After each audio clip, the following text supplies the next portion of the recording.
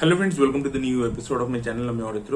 তো আজকে আবার আমরা কালকি 289 রেডিকে নিয়ে একটু কথা বলবো। তো একটা থিওরি ইন্টারনেটে ভেসে বেড়াচ্ছে দুলকার সালমানকে কেন্দ্র করে, যেখানে বলা হচ্ছে দুলকার সালমান মাইট বি পরশুরাম হতে পারে, কারণ সে কর্ণকে আর কি ছোটবেলা থেকে সবকিছু, যেহেতু প্রভাসের ক্যারেক্টারটা কর্ণ রিইনকার্নেশন, কর্ণকে ছোটবেলায় কুড়িয়ে পেয়েছে এবং তাকে সবকিছু শিখিয়েছে, সেটা আর কি পরশুরাম যেহেতু মহাভারতে কর্ণকে সবকিছু মানে শিক্ষা দিয়েছিল, অস্ত্র শস্ত্র শিক্ষা, তাই জন্য এখানে সেটাই আর কি বলা হচ্ছে যে যেহেতু ও শিখিয়েছে। এবং আরেকটা জিনিস বলা হচ্ছে যে ডিকিউর যে ক্যারেক্টারটা মানে দুলকার সালমানের যে ক্যারেক্টারটা, তার দেখবেন প্রভাস যখন ছোট ছিল তাকে যেরকম দেখতে ছিল, যখন ও বড় হয়ে গেছে ক্যারেক্টারটা তখন ওকে একই রকম দেখতে, তার মানে ওর এজ বাড়ছে না, ও একজন ইমমর্টাল, এটাই আর কি বলা হচ্ছে, এই থিওরিটা দেওয়া হচ্ছে। এবং ওই নাকি পরশুরাম এবং সামনের পার্টস গুলোতে ওর একটা ইম্পর্টেন্ট ক্যারেক্টার থাকতে চলেছে। এই থিওরিটা কিন্তু আমার নিজের বানানো নয়, এটা অনলাইনে ঘুরে বেড়াচ্ছে, বহু ফেসবুক পেজ, ইনস্টাগ্রাম, সব জায়গায় আর কি ঘুরে বেড়াচ্ছে। এবার এই থিওরিটা কতটা ঠিক এবং তার সাথে পরশুরাম কে ছিলেন, তিনি অমর, তিনি চিরঞ্জীবী এবং তার কোথায় কোথায় মেনশন পাই, তার গল্পগুলো নিয়েও আমরা কথা বলবো। প্রথমে এই থিওরিটা যদি আমি নিয়ে কথা বলি, এই থিওরিটা আমার পার্শিয়ালি ঠিকও মনে হচ্ছে, আবার ভুলও মনে হচ্ছে। ভুল কেন মনে হচ্ছে? আপনারা দেখুন, অশ্বত্থামাকে আমরা এখানে দেখতে পাই, অশ্বত্থামাকে দেখি আমরা রেগুলার মানুষের থেকে অনেক বেশি লম্বা লম্বা, চওড়া, বড়। তার কারণ হচ্ছে যত যুগ এগিয়েছে মানুষ তত সাইজে ছোট হয়েছে, দুর্বল হয়েছে। আগেকার দিনে সাইজ কিন্তু বড় ছিল মানুষের। এই জিনিসটার মানে মেনশন বিভিন্ন পৌরাণিক জিনিসে আছে, ঠিক আছে? আপনারা যদি পরশুরামেরও মেনশন শুনেন যে পরশুরাম নিজের কুঠার জলে ফেলে দিয়েছিল, ওয়েস্টার্ন কোস্টাল যে এরিয়ার যে ল্যান্ডটা সেটা তাদের উঠে এসেছিল এবং সেখানে একটা মন্দির আছে। তো সেই মন্দিরে, এটা ওই মহারাষ্ট্রের কাছাকাছি হবে মোস্ট প্রবলি, বা সাদার্ন রিজনে হবে, একটা মন্দির আছে যেখানে পরশুরামের পায়ের ছাপ পাওয়া যায় বলা হয়। সেগুলো নর্মাল মানুষের থেকে অনেক অনেক বড়। তো এই অশ্বত্থামা, পরশুরাম যারাই আছে চিরঞ্জীবী, তারা কিন্তু নর্মাল মানুষের মতো তাদের সাইজ হতে পারে না। এবার যদি দুলকার সালমানের ক্যারেক্টারটাকে আমরা দেখি, ক্যাপ্টেন, তাকে কিন্তু একদম নর্মাল হিউম্যান বিং এর মতোই তার শেপ অ্যান্ড সাইজ। তো সেটা পসিবল নয়, কারণ একদিকে অশ্বত্থামাকে যখন দেখাচ্ছে তাকে বড় সড়ো দেখাচ্ছে, তাহলে কি করে ডিকিউর ক্যারেক্টারটা বড় সড়ো হবে না? তারও বড় হওয়া উচিত, কারণ পরশুরাম ভীষ্মকে অব্দি শিখিয়েছে, মানে সে আরো আগে থেকে আছে, তার রামায়ণে মেনশন পাওয়া যায়, তাহলে তার সাইজ আরো বড় হওয়া উচিত। তো এই লজিকে আমার মনে হচ্ছে না যে সে পরশুরাম হতে চলেছে। এটা একটা গেল। দ্বিতীয় হচ্ছে, অন্য দিক থেকে আমি যদি দেখি যে থিওরিটা কিভাবে ঠিক হতে পারে, আমার মনে হচ্ছে ডিকিউ একটা ইম্পর্টেন্ট ক্যারেক্টার হতে চলেছে, বাট সে পরশুরাম নয়, সে হয়তো অন্য কোনো ক্যারেক্টারের রিইনকার্নেশন। এটা আমি কেন বলছি? দেখুন, প্রভাসের হাতে একটা ট্যাটু থাকে, যেটাকে বলা হয় হচ্ছে ওয়াকনার ট্রায়াঙ্গেলস বলে। এই ওয়াকনার 3 ট্রায়াঙ্গেলস এর ব্যাপারে আপনারা যদি একটু ইন্টারনেটে পড়েন, তার দেখবেন এটাতে রিইনকার্নেশন, রিবার্থ, ফার্টিলিটি, এই কথাগুলো বলা হচ্ছে। এটাকে রিপ্রেজেন্ট করে ওয়াকনার ট্রায়াঙ্গেলটা। এবার এই ট্যাটুটা কিন্তু প্রভাসের ক্যারেক্টারটার হাতে ছিল, তার মানে আমরা দেখেছি প্রভাস কিন্তু রিইনকার্নেশন অফ কর্ণ, সেটা পরিষ্কার বোঝা গেছে। এবং অন্যদিকে দুলকার সালমানের হাতেও কিন্তু এই সেম ট্যাটুটাই ছিল। তো তার মানে সেও কিন্তু অন্য কোনো ক্যারেক্টার, মহাভারতের কোনো ক্যারেক্টারে রিইনকার্নেশন হলেও হতে পারে। সেটা আমরা পরে হয়তো দেখতে পাবো, সেটা দেখা যাবে নাগেশ্বর কি প্ল্যান করেছে, দুলকারকে নিয়েছে যখন, হয়তো পরের বারে ইউজও করতে পারে, কারণ সেও যথেষ্ট পপুলার অ্যাক্টর। তো সেটা একটা হতে পারে, কিন্তু সে পরশুরাম হবে না, ঠিক আছে? এবং আরেকটা যেটা রেফারেন্স আছে মহাভারতের থেকে, সেটা হচ্ছে দেখবেন কর্ণকে কুন্তি তো ভাসিয়ে দিয়েছিল, তো তাকে মানুষ করেছিল হচ্ছে যে রথ চালাতো আর কি হস্তিনাপুরের হয়ে, তিনি হচ্ছেন অধিরথ। তো তিনি আর কি মানুষ করেছিলেন, তিনি এবং তার স্ত্রী, তারা দুজন মিলে আর কি মানুষ করেছিলেন কর্ণকে। তো সেই জন্য মানে ওরকম ভাবে কর্ণকে এখানেও আমরা দেখতে পাই যে কুড়িয়ে পেয়েছে ক্যাপ্টেন, এবং ক্যাপ্টেন বলা হচ্ছে, তার মানে কি, সে চালায়, জাহাজ চালায়, জাহাজের ক্যাপ্টেন। তো সেই জিনিসটার আমার মনে হয় যে এই ক্যারেক্টারটা অধিরথের কোথাও একটা রিপ্রেজেন্টেটিভ, এবং কিছু জিনিস মহাভারতের সাথে সিম্বলিক করে এরা করেছে, যেটা কর্ণর ক্ষেত্রে এইটা করেছে অধিরথ।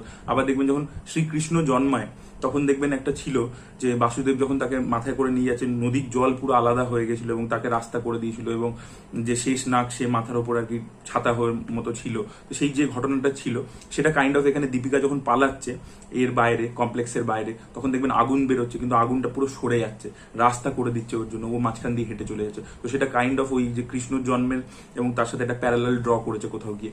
সেই জিনিসপত্রগুলো আছে। তো সেই হিসাবে আমার মনে হচ্ছে যে এই ক্যারেক্টারটা অধিরথের রিপ্রেজেন্টেটিভ, মাইট বি অন্য কোনো ক্যারেক্টারের রিবর্ন হতে পারে, সেটা দেখা যাক সামনের পার্ট আমরা বুঝতে পারবো। বাট পরশুরাম আমার মনে হচ্ছে। এবার যদি আমরা পরশুরামের ব্যাপারে কথা বলি, তো পরশুরাম হচ্ছেন বিষ্ণুর 6th অবতার আর কি। উনি এসেছিলেন, পৃথিবীতে জন্মেছিলেন। ওনার মা কিন্তু ক্ষত্রিয় এবং বাবা হচ্ছে সাধু, এবং সেখানে উনি জন্মেছিলেন। ওনার বাবা একবার ওনাকে বলেছিলেন, উনি বাবাকে প্রচন্ড ভালোবাসতেন, ঠিক আছে, এবং উনি বিশাল বড় যোদ্ধাও ছিলেন, প্লাস ব্রাহ্মণের জ্ঞানও ছিল।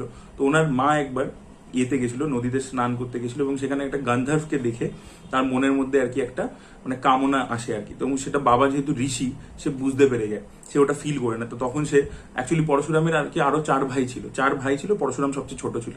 তো বাবা বলে যে মাকে মেরে ফেলো। তো এই 4 ভাই আর কি বলে যে না, আমরা মাতৃ হত্যা করবো না, এটা বিশাল বড় পাপ, তো এই কাজ আমরা করবো না। তো তখন বাবা কি করে, ওদেরকে অভিশাপ দেয়। এবার লাস্টে পরশুরামকে বলে তুমি মারো, তো পরশুরাম নিয়ে নিজের মাকে মেরে ফেলে। তারপরে ওর বাবা বাবা খুশি হয়ে যায় পরশুরামের উপর। আচ্ছা, বলা হয় পরশুরাম যে মাকে মেরেছিল তাতে ওর হাত আটকে গেছিল।